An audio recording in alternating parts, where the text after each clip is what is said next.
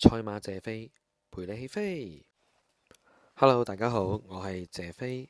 咁嚟到呢個2026年啊，咁就3月4號啊，快活谷嘅賽事，咁跑道就係斯蘭。咁斯蘭一般都係比較利內碟，即係我哋叫1、2、3、4檔咁樣啦。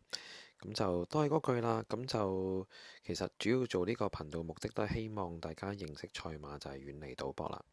咁啊，睇翻第五次上次提供嘅心水第五場11號風位置，咁就好冇彩啦，輸咗啦。咁啊，亦都喺啱啱嗰個賽後花生都講咗對呢隻馬嘅睇法，同埋都講咗經典1800米嗰場嘅賽事，尤其是何澤堯，睇下佢打比會跑成點啦。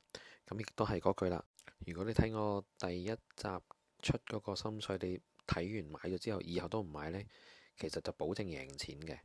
咁啊，亦都如果唔係咁好彩啦，咁啊跟到第五次，咁啊今次首次見紅啦，咁就總數啊就輸咗20蚊啊，咁都幾心痛啊。咁所以可以話都希望大家盡量唔好買，或者真係想買嘅話，就先考慮買少少啦。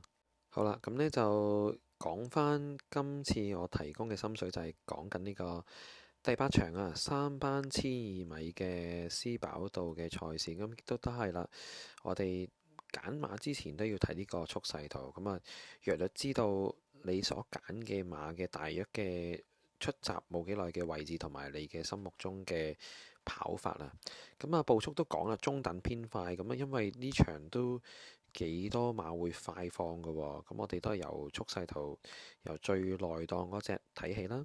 咁啊，先講就係呢個6號馬精彩復星啊。咁啊，速勢圖就話奧爾文會擺前嘅喎。咁呢隻馬，我對呢隻馬嘅睇法就係我就會暫時唔要住先啦。咁雖然佢前速比較快啊，咁但係大家留意翻佢一路都係跑開1000米，如果跑1200米係跟唔到嘅。咁所以即使上次沙田1000跑入第四呢，佢捱唔捱到1200呢？即係好似我上次講就係嗰個叫做好好戀愛啊，好好戀愛1000米 OK 嘅1200都贏唔到啦，都冇即係叫咩冇力維持落去啊。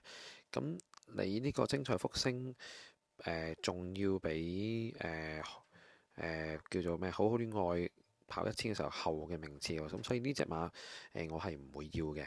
好啦，咁數落就係比較外碟嘅叫做幸運星球啊，咁就排咗個8檔。嗱，呢隻馬其實就應該都係好多行家都會睇好呢隻馬嘅。咁啊，數據方面啊，咁就近兩戰都係傳入前2名啦，包括就係2月11號嘅 A 跑道跑第1名啊，咁啊時間1分09秒44啦。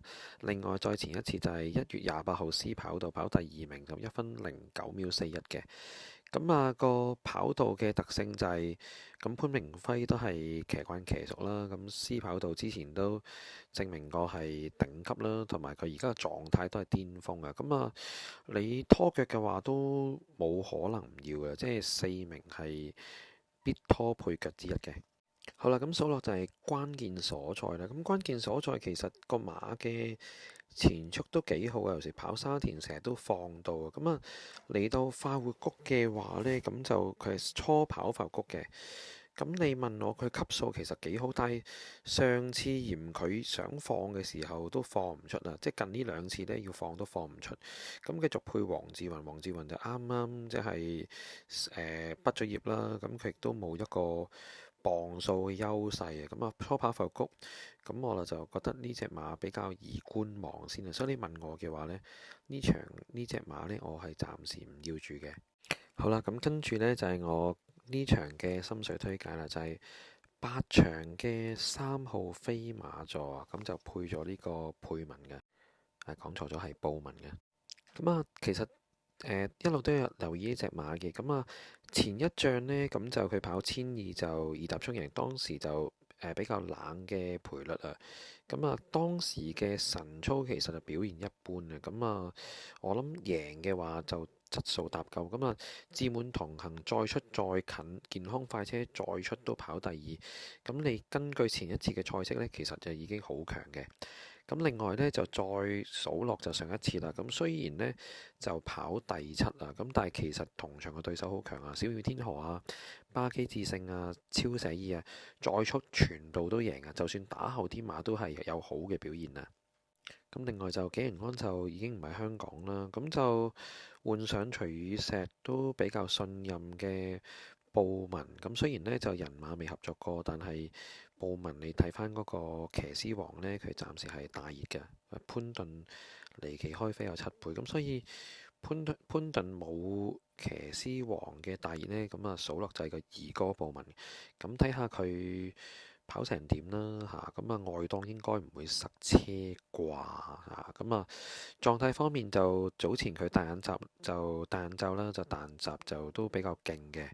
咁啊今朝即係講緊呢個3月3號啊星期二嘅時候呢，咁其實就嗰個慢跳嘅體態都幾飽滿啊，同埋埋門嗰個狀態都越谷越 fit 啊，咁所以冇理由港姐一嚟就拉唔到頭馬，咁所以試下轉一轉曲組啦，咁曲組就對手就比上仗減弱咗好多，咁我睇就應該都係坐亞望冠啊，咁啊除非唯一一個擔心嘅憂慮呢，就係而家個天氣凌晨嘅時分係1點幾嘅時候呢，就落緊雨啊，咁所以呢，唔知聽日會唔會落雨，咁啊唯一要考慮呢，就係呢個落雨嘅因素，所以你問我呢隻馬嘅三甲機會呢，我覺得係都有40% 嘅機會嘅。好啦，咁數落就係4號馬嘅朝朝醒，之後就配麥文堅一檔啊，咁就季初其實幾好嘅，一路都跑得接近啊，咁但係就近呢幾次個表現都比較曳，可能啲對手都比較強。咁啊，再對一次幸運星球美麗巧後嘅對手，我覺得係除咗個人搭夠之外，其實我諗可能要再減多少少分好啲啦。咁同埋人馬合作，文文堅同廖康銘未入過三甲嘅，所以呢隻我諗暫時會擺低先。好啦，咁數落就係呢個9號馬嘅福星小子啊，咁啊呢隻馬我就真係冇乜緣分啊，冇乜緣分就係開即係隻馬新馬冇幾耐，其實喺度貼到呢個叫做11月23號啊，跑第11嘅時候二搭欠進都覺得可能要降班嘅時候啊，咁啊蔡漢蔡神仙犀利一嚟一口氣連贏3場，連贏嗰3場就貼唔到啦。咁你問我嘅話，會唔會個分應該開始差唔多呢？上次其實就外搭望空啊，即係冇遮擋啊，即係個情況就好似豐功偉績咁。所以你問我嘅話呢，我就因為真係冇緣分啦，可能如果真係要買就拖佢啦。咁但係唯一有利因素就係因為而家落緊雨，咁其實風聲好似落雨呢係得㗎喎。之前試過守好位喺內碟嘅位置，個地黏黏地呢，其實係 OK 嘅，所以呢。如果聽日即係叫做星期三晚上嘅時候都落緊微微雨，其實都可以拖票嘅。好啦，跟住數落就係呢個10號嘅賢者福星咁啊。3次跑嚟都好似未上力啊。咁啊，夜賽同埋人馬合作都未入個位，所以我諗暫時都係觀望住先咯，或者睇會唔會下一次會比較好啲啦。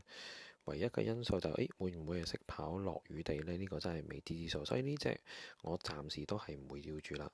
好啦，咁跟住都要絕對留意呢，就係呢隻叫做7號馬嘅美麗邂逅啊。咁其實1200米嚟講，佢都幾強嘅。咁啊，上次2月11號 A 跑道佢跑第二啦，時間就1分09秒44啊。再上一次就係1月28號 C 跑道啊。咁啊，跑第8名，咁當時就好似係比較外碟嘅位置啊，咁所以嘅話呢，佢今次都係唔係咁好彩啦，抽咗10檔啦。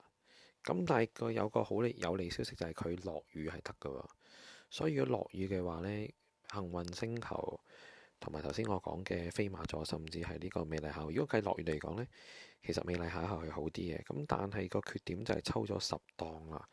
咁當然巴道啱啱俾人罰款，通常大家留意下，如果啲騎師俾人罰款呢，跟住嗰次呢個表現都會比較好。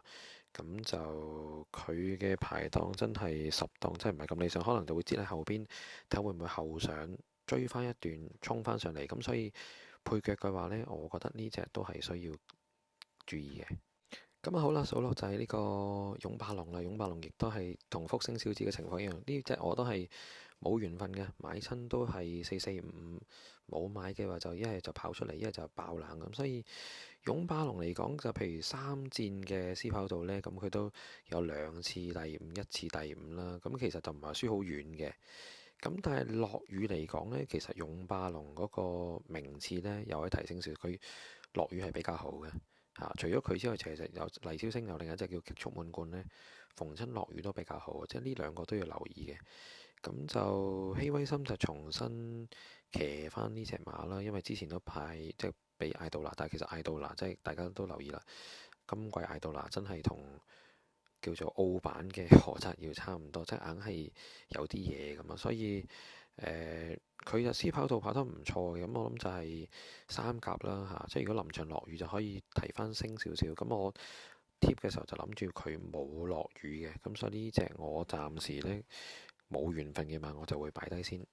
好啦，咁數落就係撼天鐵翼啊，咁就韋達加呢個楊明龍嘅狀況啊，咁就本身都係布文騎開啊，甚至可能艾杜拿嗰啲騎開啊，咁楊明倫後上得唔得呢？我諗係除咗三強之外呢，其實大部分都係麻麻地嘅嚇。你數落深紅紅，如果佢跑啲低班場次，OK，稍微高班少少，其實已經係冇咁理想。咁騎練合作就未上過名嘅，咁所以嘅話呢，你問我呢隻，我諗我暫時都係擺低住先嚇。即係雖然都係一路都衝得近啊，咁就係真係要好利追先會揀佢咯。所以我呢場我撼天鐵翼我就唔會要住啦，加上馬房都未順手，咁啊零買當頭起啊，好過買嗰啲連輸十幾鋪嘅，一個就韋達，一個就蔡明少，即係等佢近翻少少先再考慮啦。咁所以呢隻馬呢，我就唔會要啦。好啦，咁我總結翻今次提供嘅心水啦，亦都係嗰句啦。咁就最理想嘅話呢，就唔好買啦。或者你睇到第五次都發覺唔對路，咦？輸咗廿蚊咯喎，咁廿蚊都好多啊，講真。咁所以最好真係唔好買到啦。唔係嘅，都真係好想試一試嘅手氣嘅。咁我就提供今次嘅心水就係第八場啊，就係呢個3號馬飛馬座，咁就10蚊 win。30蚊 pay，咁就總投注就40蚊啦。咁即係連埋上次個本180蚊，咁啊暫時剩翻140蚊。咁希望就帶來好運啦。咁啊祝各位生活愉快。咁我哋下次再見啦。咁啊歡迎大家 like、comment 同埋 share。咁啊我哋下次再見大家。